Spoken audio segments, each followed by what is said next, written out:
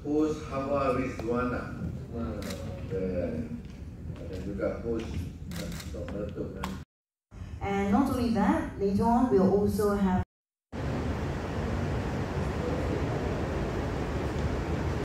memang TVS terbuka kepada mana-mana agensi kalau nak buat apa-apa kolaborasi macam konsert ke apa, ya, event macam mana, ya, kita terbuka.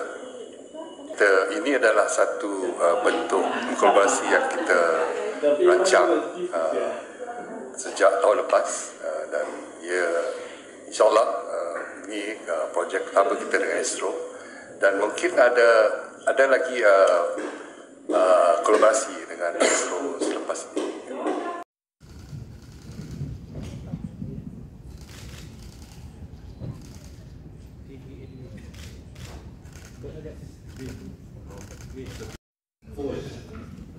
Host Hawa Rizwana dan juga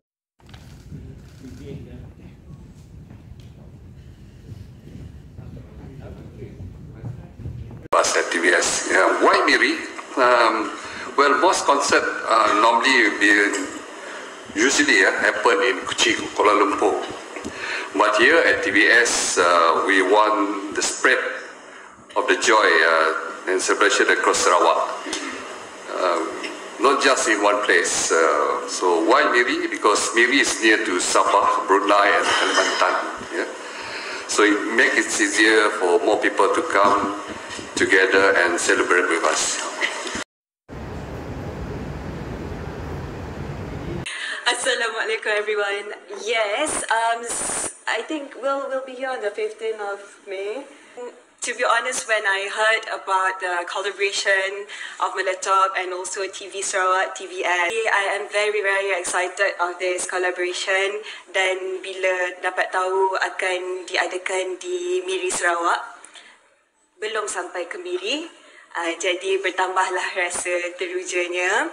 And also to be working with Cheryl dengan Fatah dan juga guys, it's an honor with also my co-host dengan Haji Nabil dan juga Nami yang dengan kita sekarang ni dari Astro Bukit Jalil.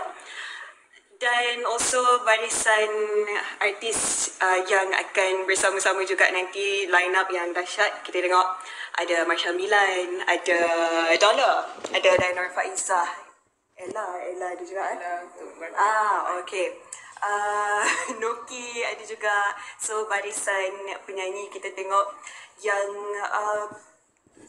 boleh menarik ramai lagi kekuatan antara Meletop dan juga TVS. Kita dapat tengok a wonderful collaboration.